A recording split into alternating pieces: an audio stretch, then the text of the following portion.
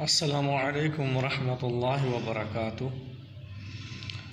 الحمد للہ وکفیٰ وسلام علی عبادہ الذین اصطفیٰ، اما بعد، اعوذ باللہ من الشیطان الرجیم، بسم اللہ الرحمن الرحیم۔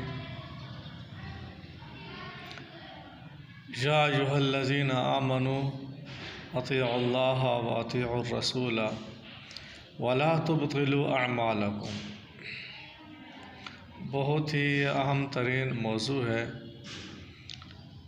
اطاعت رسول۔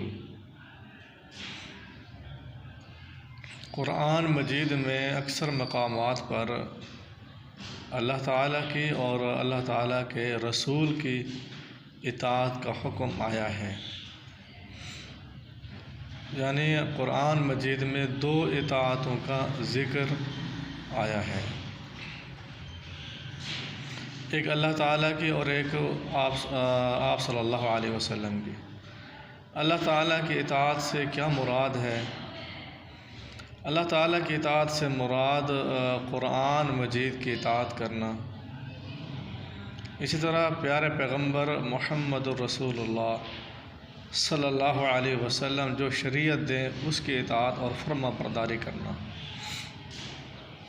اسی طرح پیارے پیغمبر محمد الرسول اللہ صلی اللہ علیہ وسلم کی اطاعت سے کیا مراد ہے؟ آپ صلی اللہ علیہ وسلم کی اطاعت سے مراد پیارے پیغمبر صلی اللہ علیہ وسلم کی احادیث مبارکہ کو قبول کرنا، احادیث مبارکہ کو حجت شرعی کا ماخذ ماننا۔ اسی طرح آپ صلی اللہ علیہ وسلم کی اطاعت سے مراد قرآن مجید کی اطاعت کرنا بھی ہے، یعنی جو شریعت آپ صلی اللہ علیہ وسلم نے دی ہے وہ مراد ہے۔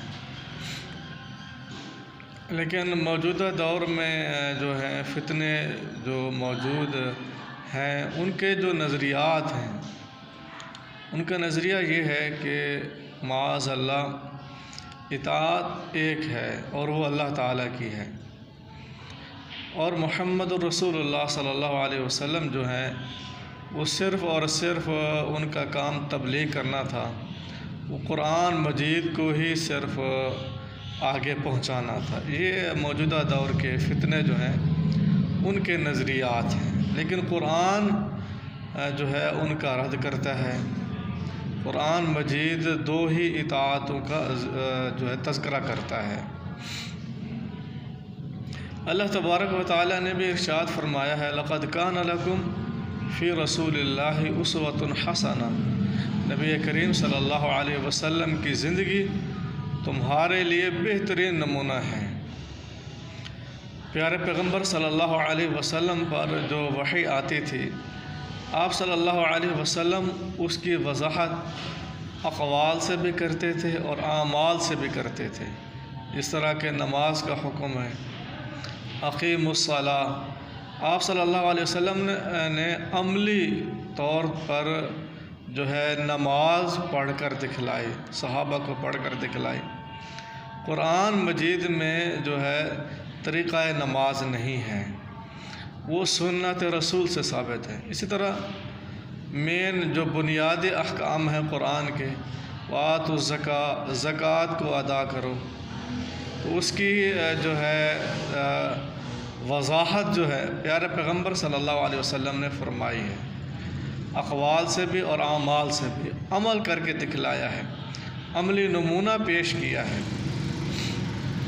تو اس اعتبار سے پیارے پیغمبر صلی اللہ علیہ وسلم کی احادیث مبارکہ جو ہیں وہ حجت ہیں، اور جو لوگ دعویٰ کرتے ہیں قرآن مجید ہی کافی ہے، اطاعت جو ہے قرآن مجید کی ہی ہے، تو ان کے کئی ایک نظریات جو ہیں وہ قرآن سے بھی ٹکرا جاتے ہیں، وہ اپنی باتیں قرآن سے بھی ثابت نہیں کر پاتے۔ کیوں؟ اس وجہ سے کیونکہ انہوں نے اطاعت رسول کا ہی انکار کر دیا ہے۔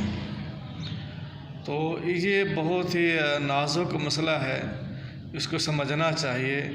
اطاعت رسول جو ہے وہ الگ ہے اور اللہ تعالیٰ کی اطاعت الگ ہے۔ اللہ تعالیٰ نے قرآن مجید میں 2 اطاعتوں کا تذکرہ فرمایا، اور بعض جگہ پر تو صرف اور صرف اکیلے پیارے پیغمبر صلی اللہ علیہ وسلم کی اطاعت کا بیان کیا ہے۔